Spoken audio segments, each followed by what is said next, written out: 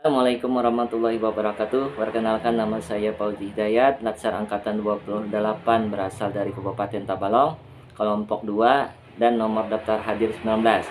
Pada kesempatan kali ini saya akan membahas tentang pembelajaran agenda 2, yang mana kita ketahui pada pembelajaran agenda 2 ini membahas tentang nilai-nilai dasar PNS yang bisa kita kenal dengan aneka, yang kepanjangannya ialah akuntabilitas, nasionalisme, etika publik, komitmen mutu, dan anti korupsi.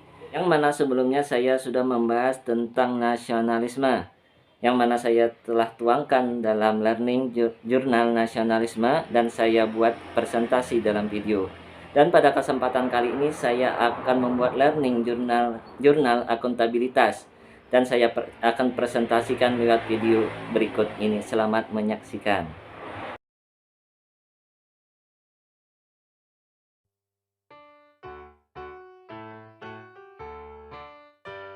Pengertian akuntabilitas. Kata akuntabilitas sering disamakan dengan responsibilitas atau tanggung jawab. Namun pada dasarnya kedua konsep tersebut memiliki arti yang berbeda.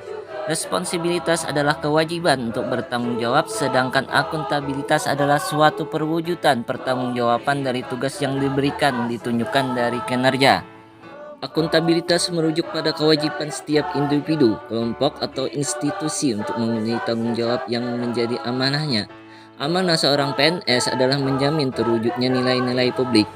Nilai-nilai publik itu antara lain adalah mampu mengambil pilihan yang tepat dan benar ketika terjadi konflik kepentingan antara kepentingan publik dengan kepentingan sektor, kelompok, dan pribadi.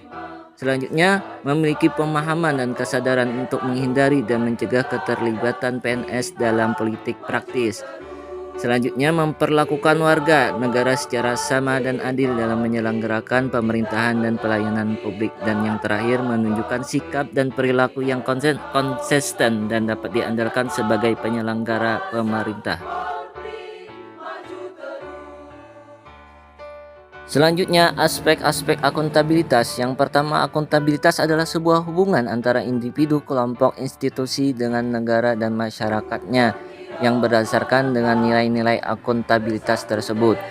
Yang kedua, berorientasi pada hasil, yakni kemampuan mempertahankan komitmen pribadi yang tinggi untuk menyelesaikan tugas, dapat diandalkan, bertanggung jawab, mampu secara sistematis mengidentifikasi risiko dan peluang dengan memperhatikan keterhubungan antara perencanaan dan hasil untuk keberhasilan organisasi.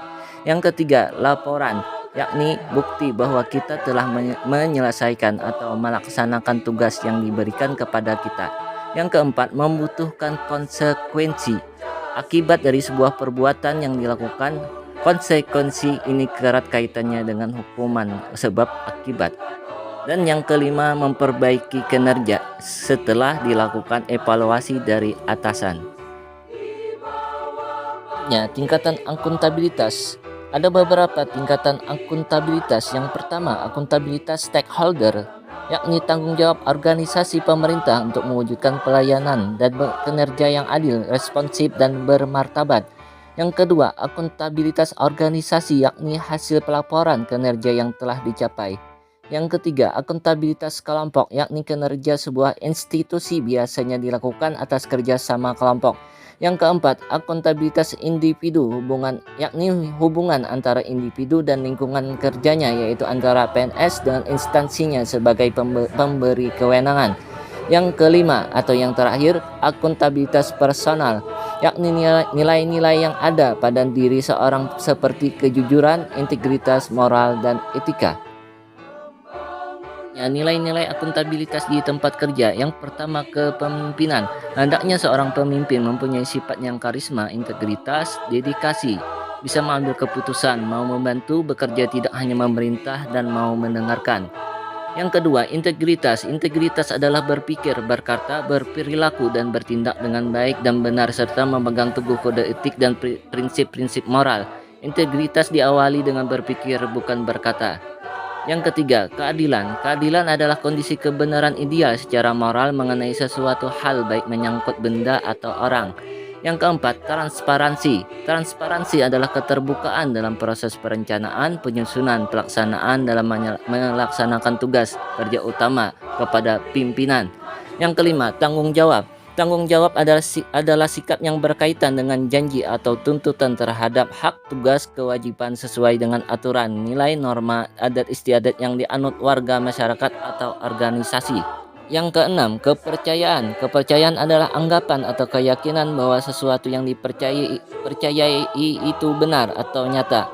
Yang ketujuh, keseimbangan. Keseimbangan adalah sebuah cara bekerja dengan tidak mengabaikan semua aspek kehidupan kerja, pribadi, keluarga, spiritual, dan sosial. 8. Kejelasan.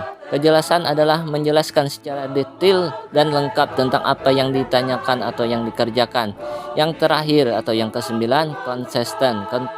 Konsistensi adalah mempertahankan ekspektasi yang sama terhadap sebuah perilaku dalam kegiatan tertentu yang dilakukan sepanjang waktu atau secara terus-menerus. Dalam menjalankan tugasnya, ASN atau PNS harus memiliki sikap yang akuntabilitas. PNS yang akuntabel akan mampu mengambil pilihan yang tepat ketika terjadi konflik kepentingan, tidak terlibat dalam politik praktis, melayani warga secara adil, dan konsisten dalam menjalankan tugas dan fungsinya. Demikian penjelasan dari saya tentang learning jurnal akuntabilitas. Semoga dapat dimengerti, dipahami, dan ada manfaatnya. Dan saya ucapkan wassalamualaikum warahmatullahi wabarakatuh.